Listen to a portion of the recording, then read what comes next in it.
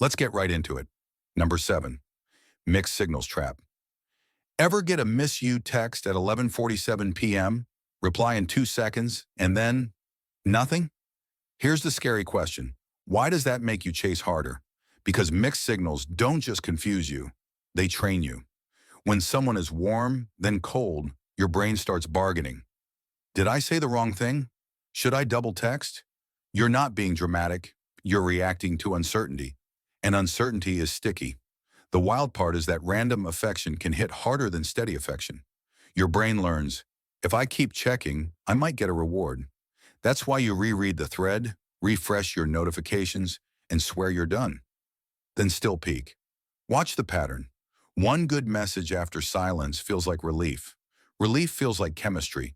But relief is just your nervous system calming down. Mini test.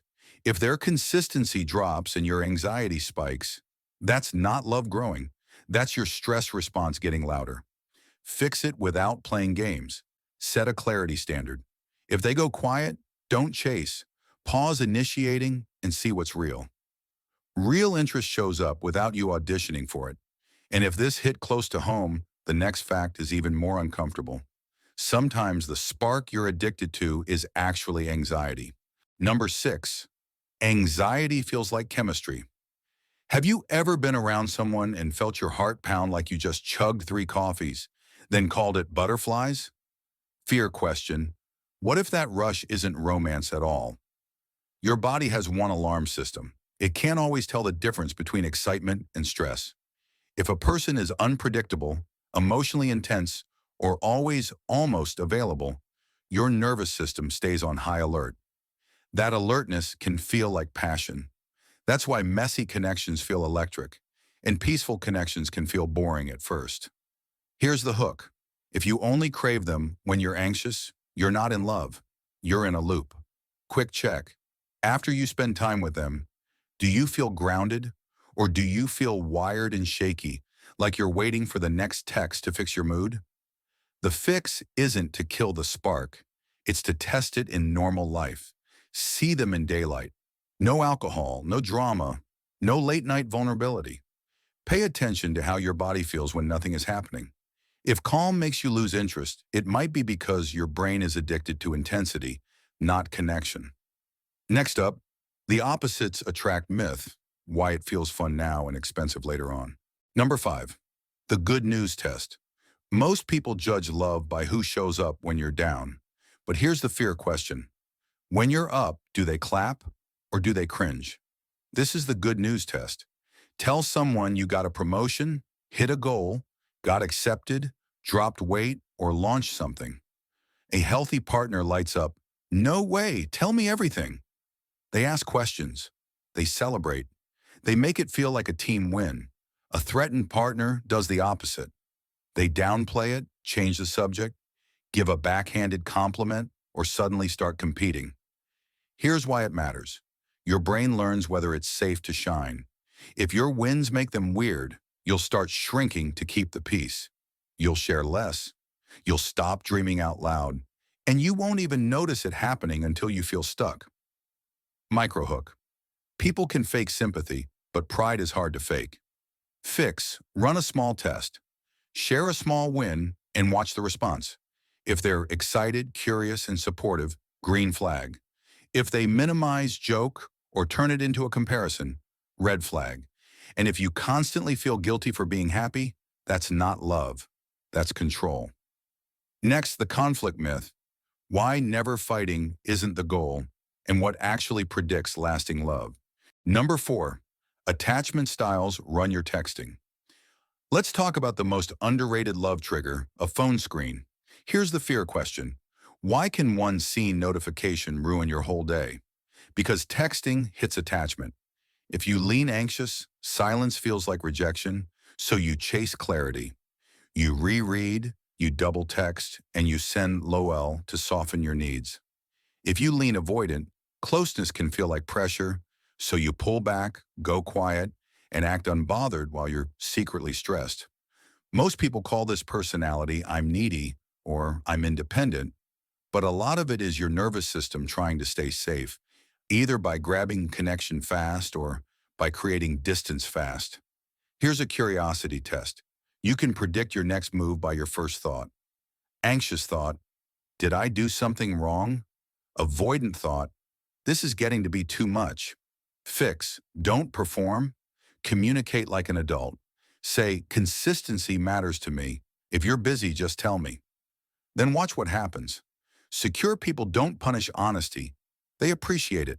And if someone disappears the moment you ask for basic clarity, they weren't confused. They were comfortable. Next, the biggest green flag isn't gifts or looks. It's whether you feel understood when you're vulnerable, when it actually counts most. Number 3, similarity beats. Opposites attract.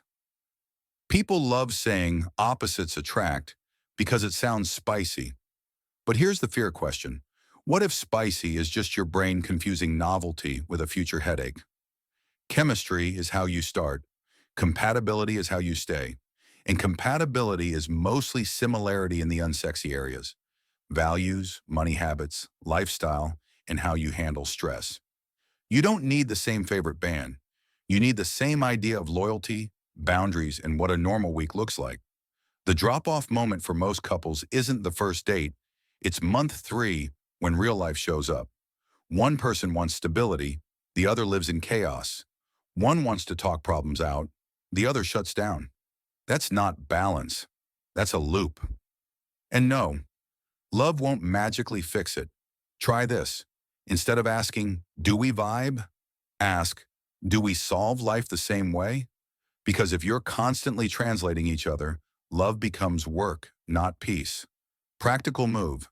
Ask early and casually, what does commitment look like to you? How do you argue? What do you want your next 2 years to look like? The answers tell you more than flirting ever will. Next, texting isn't just texting. Your attachment style is driving the whole show. Number 2, feeling understood beats grand gestures. Here's something people hate hearing. Love isn't proved by grand gestures. It's proved by emotional safety. Fear. Question. When you're upset, does your partner get curious, or do they make you feel too sensitive? Anyone can plan a cute date. The real test is what happens in the boring, private moments. You're stressed, you're overwhelmed, you're insecure, and you risk being honest.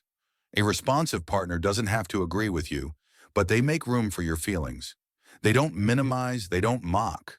They don't hit you with, you're overreacting, and then act surprised when you stop opening up.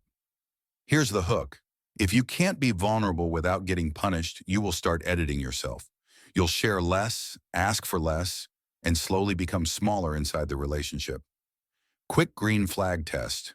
When you say, that hurt, do they try to understand or do they try to win? Fix.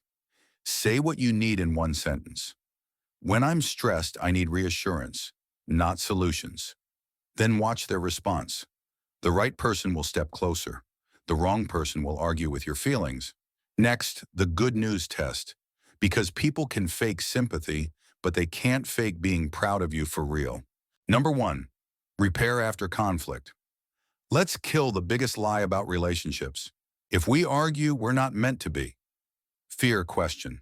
When conflict hits, do you two repairs or do you punish each other? Healthy couples aren't conflict-free.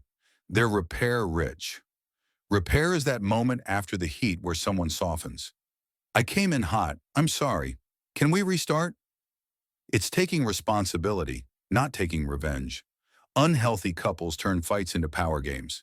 Silent treatment, sarcasm, bringing up old stuff, keeping receipts like it's a courtroom.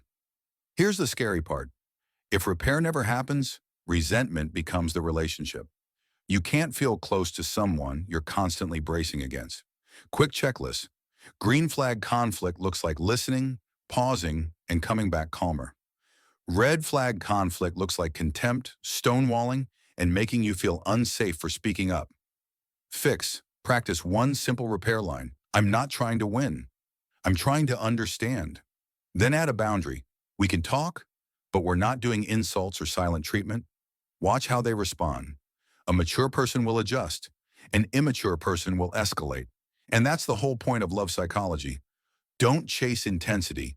Choose patterns that make you feel safe, seen, and steady. If you want, I'll drop a simple green flag checklist in the comments. So, which of these 7 love psychology facts surprised you most? Comment it below, and if this video helped, please like, subscribe. Thanks for watching.